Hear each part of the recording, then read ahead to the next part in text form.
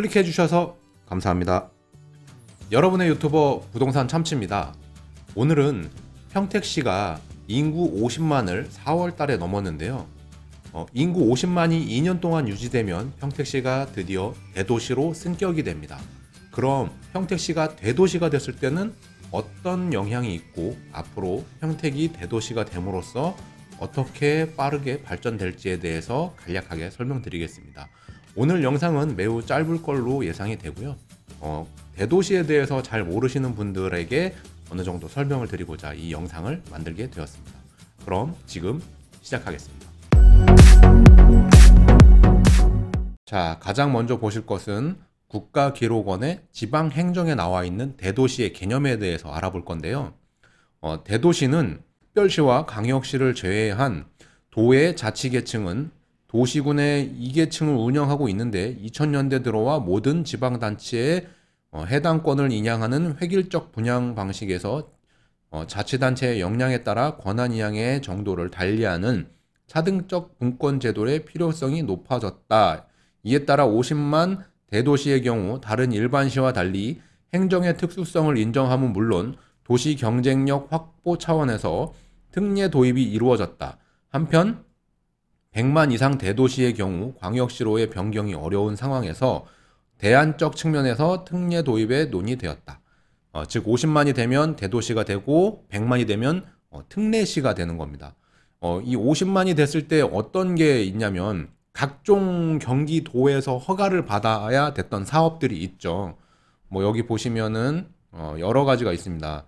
먼저 행정적 특례로 50만 이상 대도시의 사무 특례를 살펴보면 시는 도에서 처리하는 사무 가운데 보건의료, 지방공기업, 주택건설 등 18개 분야의 42개 사무를 직접 처리하도록 하고 있다. 이 말은 뭐냐면 평택시가 50만 그리고 이게 2년 동안 유지돼서 대도시로 확정이 되면 평택시장 전결로 모든이라기보다는 18개 분야의 42개 사무를 직접 처리가 가능해지는 겁니다. 예를 들면은 우리 동네에 도로가 나야 되는데 이거를 경기도에서 허락을 받았던 거를 평택시장님이 사인하는 걸로 진행이 가능하게 되고 그뿐만이 아니라 경기도로 배정받았던 세수의 한 10분의 1 정도를 평택시에 우선적으로 배당받을 수 있는 그런 특례도 생기고 있습니다. 여기 보시면 다음 50만 명 이상의 대도시 재정 특례는 지방재정법상 재정보전금과 지방행정체제 개편에 관한 특별법에 근거하고 있다. 지방행정체제 개편에 관한 특별법 제36조 제1항에 의해 도지사는 지방재정법 제29조에 따라 배분되는 재정보조금과 별도로 제33조 제1항에 따른 대도시의 경우에는 해당 시에서 징수하는 도세, 원자력 발전에 대한 지역자원시설세, 특정 부동산에 대한 지역자원시설세 및 지방교육세를 제외한다 중 100분의 10 이하의 범위에서 일정한 비율을 추가로 확보하여 해당 시에 직접 교부하여야 한다고 규정하고 있다. 즉 대도시가 되면 추가적인 세수가 더 들어오고 평택시장이 직권으로 할 수 있는 일이 많아지는 겁니다. 이런 대도시가 됨으로써 아무래도 평택의 인구 유입을 일으킬 수 있는 많은 지금 개발이 조금씩 지연되고 있는 것들이 조금 더 빨라질 걸로 예상하고 있습니다. 아무래도 전결로 가는 게 빠르겠죠. 평택시에서 기한을 올려서 경기도에서 사인을 받는 것보다 아무래도 평택시장님이 직접 사업을 추진하시는 것들이 아무래도 좀 더 개발 속도가 빠르겠죠. 그런 내용들이 여기에 쭉 담겨 있습니다. 국가기록원에. 그러면은 대한민국에는 과연 이 대도시가 얼마나 될까요?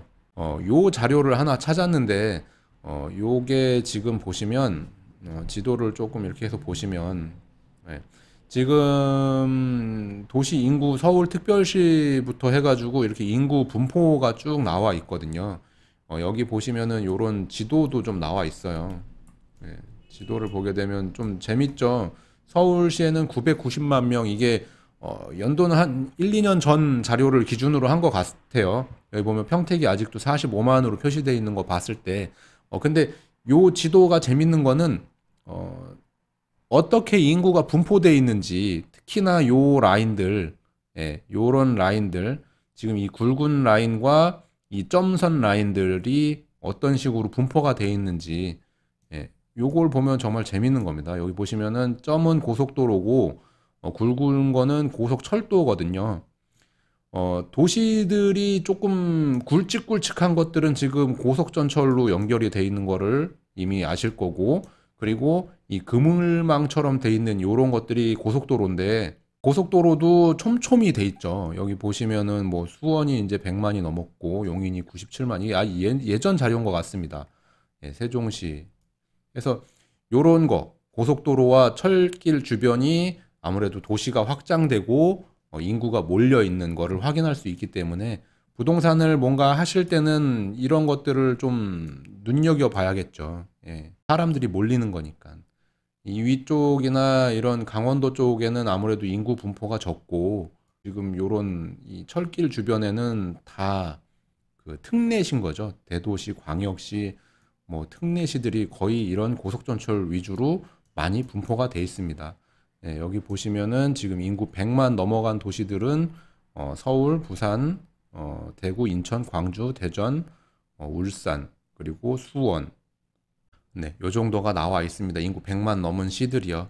네, 나머지들은 여기 뭐 200만, 400만 이렇게 넘어가면은 그 규모가 틀려지죠. 예, 평택이 어쨌든 항상 침체돼 있었는데 여기서 이제 조금씩 100만에 이제 가까워지고 있는 거죠. 지금 50만이 넘었으니까 절반은 왔잖아요. 저희 바로 위에 있는 동탄 화성시 같은 경우에도 지금 보면은 한 70만 정도 되죠. 예, 70만이 좀 넘습니다. 화성시도.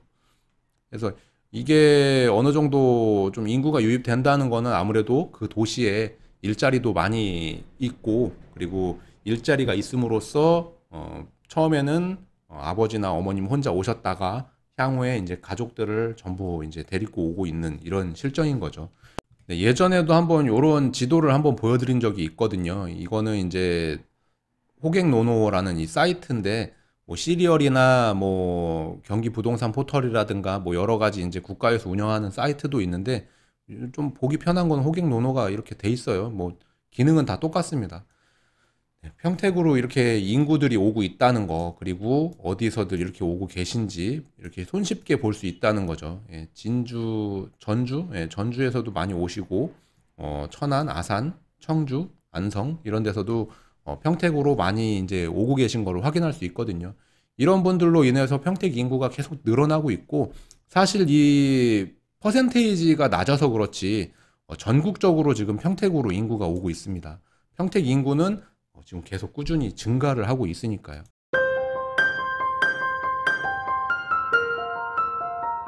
네, 오늘은 평택시가 대도시가 된다면 어떤 일이 생길지에 대해서 간략하게 설명을 드렸는데요.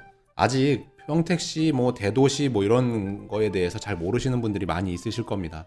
대도시가 되면 가장 중요한 것은 평택의 개발 속도가 빨라진다는 겁니다. 지금보다도 평택시의 인구가 더 빨리 늘어날 거고, 그럼으로써 지금 부동산을 가지고 계신 분들에게는 어떻게 보면은 좋은 소식인 거죠. 인구가 빨리 늘어나면 그만큼 주택의 수요가 많이 필요하기 때문입니다. 평택은 올해 약 2만 세대가 입주를 했고 2019년도에 내년에는 한 7천 세대 정도가 입주를 하고 후년에는 5천 세대 정도가 입주를 하고 있습니다. 내년과 후년을 합쳐도 12,000세대에서 13,000세대 정도밖에 안 되는데 그 세대를 초월하는 세대가 19년도에 입주했기 때문에 마이너스 P가 굉장히 컸던 거죠. 올해를 만약에 놓치셨다면은 내년, 후년 가면 갈수록 다른 분들이 급하게 내놓는 매물들을 찾아보기가 점점 힘들어지실 겁니다. 왜냐하면 1년에 10,000명에서 12,000명씩 계속 인구가 증가하고 있는 이 평택시에서 아파트 공급이 당분간 주춤하기 때문입니다. 이 주춤하는 시간에 뭔가를 하지 않으신다면 나중에는 조금 후회하실 수도 있을 것 같습니다. 물론 제가 이렇게 얘기하는 거에 뭐 이의를 제기하시거나 반문을 가지실 분도 계시겠죠. 하지만 시간이 지나면 알게 되실 겁니다. 대도시가 되고 인구가 증가하고 했을 경우에는 아파트 값이 어떻게 움직이고 아파트뿐만 아니라 부동산 값이 어떻게 움직이시는지 한번 요걸 계기로 해가지고 관심을 가져보시길 바라겠습니다.